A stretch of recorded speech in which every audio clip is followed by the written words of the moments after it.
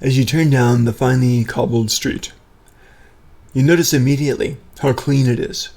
There's no debris, no discoloration, and each of the silver bricks in the street are spotless and bright, as if they had been painted yesterday. At both the beginning and the end of the street, a silver donation bowl rests on top of a stone pedestal about 4 feet high. You could, of course, simply bypass the street and be on your way, or you could take your first step onto these pristine silver bricks.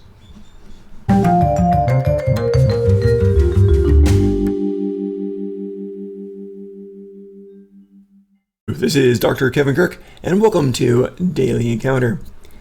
So I'm trying to build up a library of encounters that you can use whenever you want to, and if you run out of ideas, or if you just want something new, jump in, grab a day, and you'll have an encounter, or choose for one you like. Anyway, this particular one, it's a street, and it's a really, really beautiful street, and it's unusual, of course. No street is pristine, and this one is. No chips in it.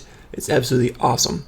Donation bowls, which is odd, at the beginning and end of the street. So if they're walking down the street, they've got a couple of options. One option, they can just walk down the street. If they do that, a few things happen. If they just walk down the street, there's some effects that happen. And one of those is the mind is put at ease. Any minor curses are diminished or removed. A level of exhaustion is removed. Any damage they take starts to be removed. That's your discretion. Maybe a d6 of hit points are regained, or if they're higher levels, maybe a couple of d6 of hit points are regained as they walk down the street. So it's a street of healing and peace. Brings peace of mind, brings contentment, eases curses even. So it's a powerful street of magic. It's not there all the time, pops in, pops out. But they're walking down the street and they start to feel better. Then they come to the donation bowl at the far end of the street. They can do a few things here. They can ignore it and just keep walking. Wow, we feel better, and just keep walking. If they do, whatever was healed comes back twice as bad. So if they were healed for, say, 8 hit points, they take 16 in damage once they walk past. You can do a saving throw if you want to.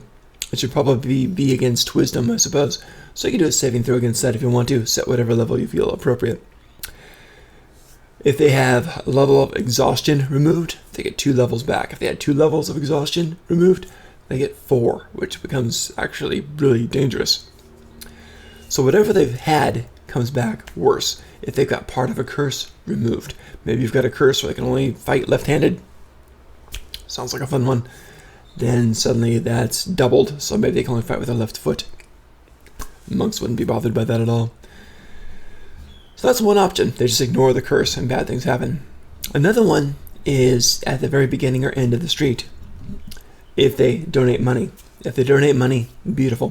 They get the benefits, the full benefits of whatever they got walking down that street. Now if you think about this, that's kind of neat, that's kind of nice, it's a nice thing to happen. But you can use this street and have it pop up pretty much whenever you need it, whenever the players need it. Maybe they're running from a big bad guy they thought they could take on and they couldn't. Instead of running away, they're damaged, they're down, their spells are low. They suddenly see the street, they dive down it. They know enough to run through the street. They'll be healed a bit, and they toss in some coins at the end, they'll be okay. Bad guys might not know that. Bad guys might not even see the street, so it's an easy out for your players if they need it. If, however, they decide to rip the thing off, many players do. Rogues, I'm looking at you guys. If they decide to just take one of the bowl's coins and trinkets out, well, good news, they get some gold. Bad news is they've got to face the maker of this thing. So, ripped from your plane of existence. You find yourself in another place entirely. In fact, you are now in a small cube of a room, only 10 feet wide, high, and tall. Before you, and angry, stands a dwarf with a wild, curly red hair, clad in chainmail armor and brandishing a large, 2-handed warhammer. He tosses the hammer casually from hand to hand, a sneer on his lips. You have disrespected my craft and stolen what does not belong to you. Roll initiative. So they can easily get in trouble that way. Now, the friends can't help. The person who took the coin first, or the trinkets first, is the one who's tossed into this. So it's just a little place. They can't do anything. It's stone. There's not much in this little pocket universe. And they're facing the dwarf. The dwarf can be as strong or as weak as you want. If the dwarf is gone, the dwarf comes back next time. It's a magical thing. So it's kind of the memory of the person that built this thing is how I was thinking when I built it.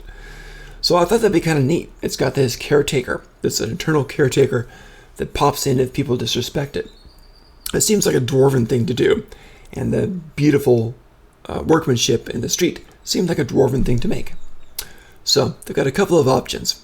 They can walk down the street and not donate anything, in which case whatever benefits double back against them in a negative way.